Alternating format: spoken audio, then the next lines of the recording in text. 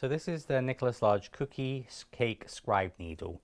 So this Scribe Needle I use to apply designs to, for example, cookies. So when you come to, for example, decorate the cookie, you might want to obviously just do like an outline on there, so you can actually just scribe, you know, a design onto there if you were going to follow a design, or you're going to actually sort of do a particular design on the cookie. Also, when you have on the royal icing, so let's say for example you wanted to put like a snowflake on this, see how you can actually scribe into the royal icing to have your design on to then follow.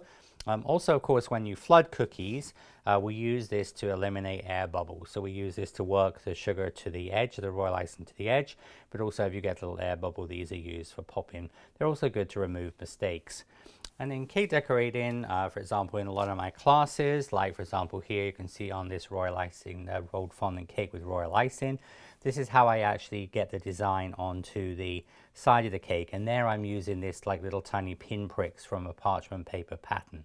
So it's useful for, as I said, for many different applications. So not only for cookies, but also for transferring designs onto cakes. You could use this for lettering onto a cake and then follow on top of that with your royal icing.